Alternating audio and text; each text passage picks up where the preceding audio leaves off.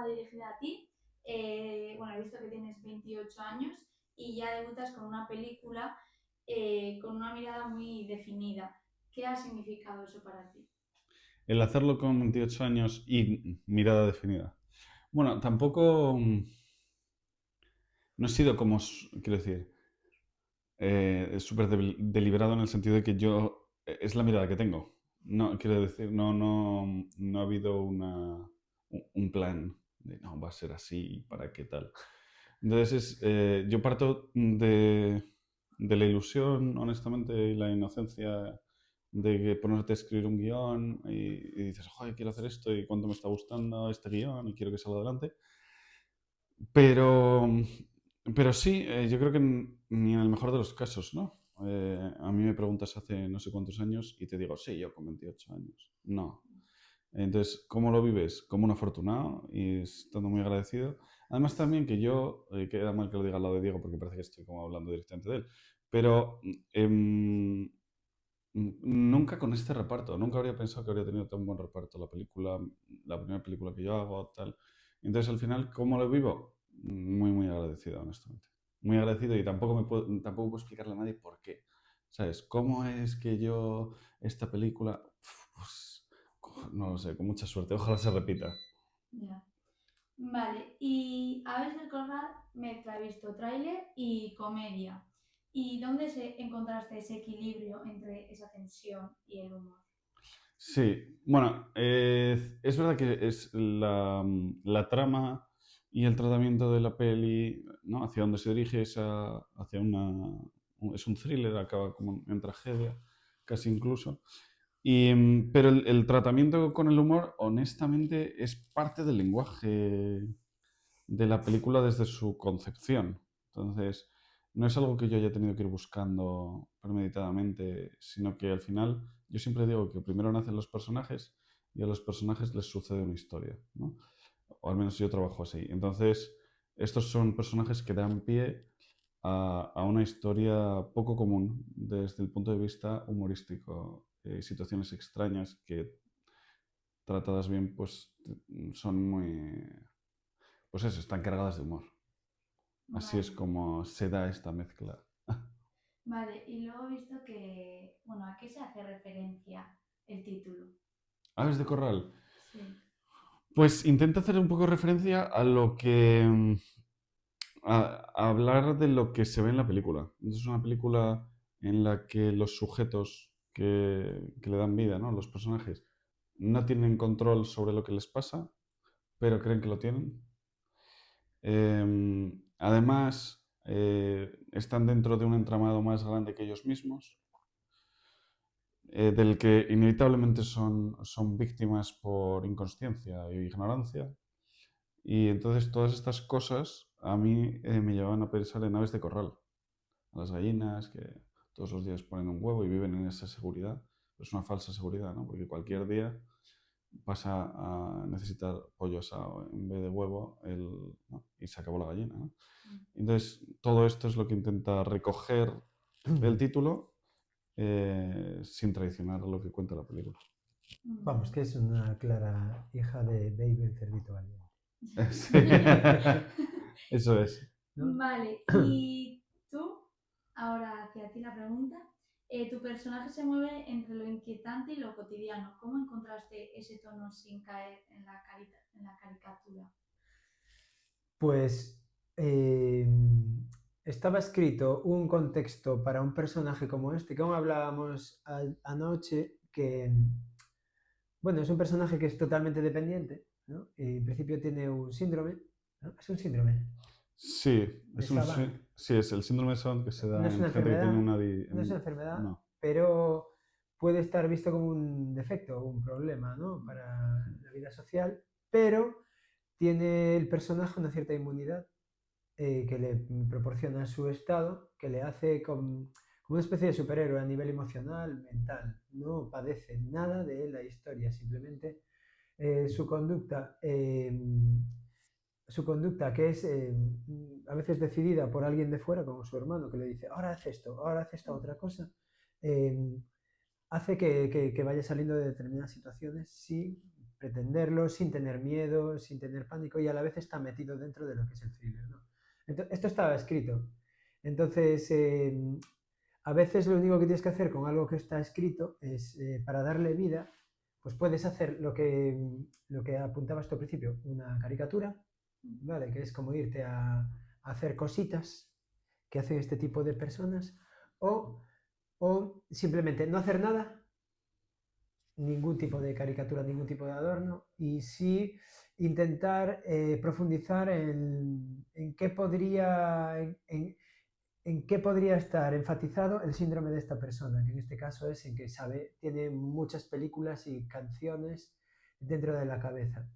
Y ahí es donde nos hemos centrado en trabajar, porque no es es un personaje que te digo que está como quieto, en una especie de estado inerte todo el tiempo, y que tiene yo como actor tengo la responsabilidad de saberme ese tipo de texto, que tiene que estar exactamente igual, tengo que poner diferentes voces y todo esto. Esto es tan comprometido que te hace estar en un estado de concentración que era perfecto para este personaje. Quizás algo así te diré, más que componer un personaje, estar investigando mucho sobre síndrome de Savant, que sí que he investigado, ¿eh? Y he mirado cosas y he estado en lugares, pero creo que esa ha sido la manera. O sea, utilizar el personaje como una especie de herramienta para jugar. Ha sido así un poco lo Sí, que yo hemos creo hecho. que eso es lo que hemos hecho, trabajar a Sí, partir de, sí. como de una materia prima que estaba planteada, pero sin miedo a... ¿no? No todos los personajes te permiten jugar así. Pero aquí de repente se nos ocurría, ostras, ¿y si dice esta frase de Carros de Fuego? Sopa de ganso. O de Harry Potter, o de Sopa de Ganso. Sí, ostras, y conecta muy bien con lo que acaba de pasar. Pues es un material de juego. Más que es un juguete, más que un personaje que te atrapa y te dice, no, no, este personaje es serio, tiene que decir las cosas de esta manera. No. Así fue más o menos como hemos trabajado. Muy bien. Y con la premisa que teníais, que es algo muy irónico, ¿qué es lo que queríais explorar? Con la premisa del personaje o en general. En general. Bueno, más que querer explorar algo en concreto, como una temática o un aspecto de la sociedad o algo así, era mucho más hacer una película disfrutable, disfrutar de la película. Yo la disfruté escribiéndola. Los actores, cuando leían el guión, lo que me decían mucho era... Bueno, una de las frases que más aparecía siempre en el proceso era esto: oye, esto no se está haciendo en España. Que puede ser algo bueno o malo. A mí, claro, porque a mí había gente que me lo decía muy contenta, de, joder, qué maravilla, algo distinto a lo que vengo haciendo, pero había gente que me lo decía como advirtiéndome también. Como Esto diciendo, no se está haciendo en España, tío. claro, en plan, oye, esto, tal. Y luego iban muchas referencias, mucha gente, y me decía, oye, pero esto es Tarantino, ¿no? Esto es Pulp Fiction, esto es Reservoir Dogs, Esto es Cohen, estos son los Coen, esto es Guy Ritchie, me decía gente también, mucho. Entonces, y es cierto, yo he crecido, he visto ese cine toda mi vida, entonces, pues sin duda, también hay otro cine que me decían menos y que también está, ¿no? A lo mejor no tan popular, pero que lo que buscábamos era sobre todo contar una historia sin un afán. eh, yo siempre digo que esto no parte de una vendetta mía o de una deuda conmigo mismo, de que no quiero explorar este trauma, este problema, este drama, esta tragedia, esta situación que yo viví o que alguien de mi entorno tal, sino mucho más de sentarte a escribir. A lo mejor ayuda a entender que nace en guión la película. Sentarte a escribir un guión que sea como una película que a mí me gustaría ver. Y esto es un poco como parte, ¿no? Escribir un guión como espectador de cine, de alguna manera. Y entonces, eso también quizá da más libertad, ¿no? Yo creo a la hora de trabajar, como que hay un peso que no existe a la hora de trabajar, no hay una tensión de, es que la historia... No, y nos permite también hacer esto, ¿no? Que dice Diego de, oye, ¿y si hacemos esto? Oye, ¿y si hacemos aquello? Porque, no sé, porque hay como mucha tranquilidad sabemos de dónde viene la peli, hacia dónde va, sabemos que tiene que ser una comedia, pero no es solo una comedia. Entonces, ¿qué queríamos? Qué mal le estoy respondiendo a la pregunta. ¿Qué queríamos explorar con esto? Nada en concreto. Queríamos hacer una película, queríamos hacer cine y queríamos disfrutar haciéndolo y que se disfrutase de ello luego viéndolo. una película muy para... Suena cliché, pero era una película muy para el espectador. Siempre hablábamos eso. Vale, tirando de que ¿tú qué pretendes que sienta el espectador al salir del cine, por ejemplo? Bueno, me encantaría que tuviese preguntas, que yo creo que las tendrá. Mucha gente me está diciendo, mucha gente que ha visto la película, me dice que como que cambia la segunda vez. Me dicen eso.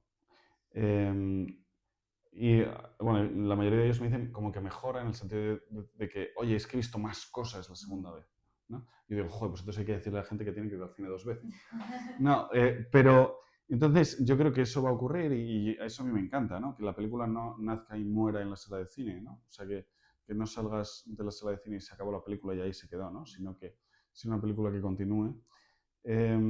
Pero sí que te diría que lo que más me gustaría es eso de que puedan que disfruten de esta película. Y que, gracias a Dios, hay muchísimos personajes, entonces hay como muchas cosas que puedes disfrutar o que te pueden atraer. Hay una cosa que yo le pregunto a todo el mundo que ve la película, le digo, oye, ¿quién es tu personaje favorito? Porque hay tantos y me dicen, pues este, tal. Y da pie a eso también, ¿no? Y luego preguntas, yo creo que es como es una trama muy de enredo y tal, la gente termina con muchas preguntas.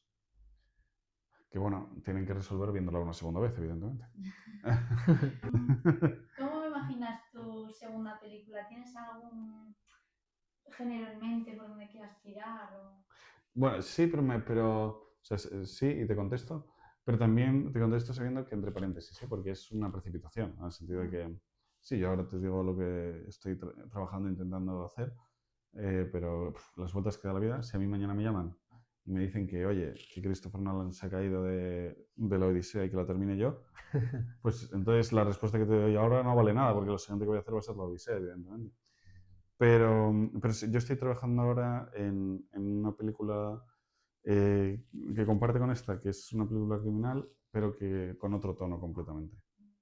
Entonces, eso es lo que voy a hacer, algo más cercano al cine negro. ¿Y algo más así que queráis añadir? Sí, te iba a decir una cosa. Hay una cosa que se ha notado trabajando en esta peli, que ya lo he notado yo más veces, y es que cuando director y guionista es la misma persona, y sobre todo un guión que se ha escrito profundizando en él, haciendo muchas versiones, ¿sabes? Meditando mucho sobre el personaje, por qué este personaje dice esto, por qué el otro. Que esto todos los guionistas lo hacen, pero hay diferentes profundidades de trabajo. Cuando es así, los que trabajamos en las pelis lo notamos en rodaje. Hay mucha libertad de cambiar cosas, hay menos miedos, porque a lo que más nos jode a los actores es que haya una persona por encima de nosotros que tiene miedo.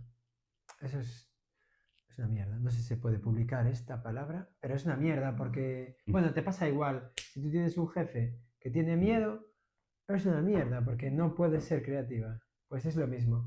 En estos casos es diferente, o sea, es el contrario.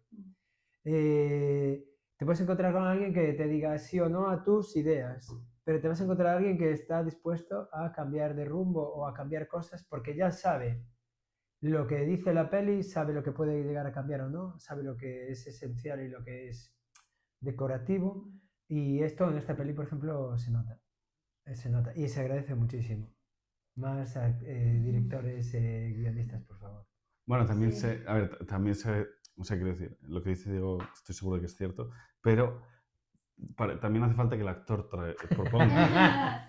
No, pero es verdad que en el sentido de que sí, yo creo que el director tiene la responsabilidad de saber lo que quiere y que si tú quieres decorar la habitación, me lo invento, con muebles azulados, pues es muy importante que sepas que son azulados para que luego te vengan los actores y te puedan traer la silla que les gusta o la mesa que les gusta y tú tienes un criterio sobre el que decir sí o no, porque lo tienes muy, muy claro, ¿no? Si yo solamente sé qué muebles quieres poner aquí y yo te digo, hombre, pues que no se caigan, ¿sabes? Pues claro, me empiezan aquí a entrar muebles y yo tengo un pánico brutal porque no tengo muy definido cuáles son los que quiero y no, y me da miedo que y empiezan a jugar los egos y los miedos, ¿no? Y dices, claro, a lo mejor Diego me está trayendo esta silla porque quiere amueblar él en la habitación.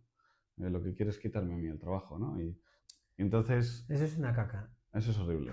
Sube en todas las profesiones, en todos los trabajos, ¿no? Sobre todo los creativos. Que ves que alguien tiene miedo y dices tú, pero, joder, ¿Por qué? Si se me ha ocurrido una idea genial y esta idea solo se me ha podido ocurrir porque tú has escrito ese guión. Y esta idea que yo tengo no es mía, es de este trabajo de equipo.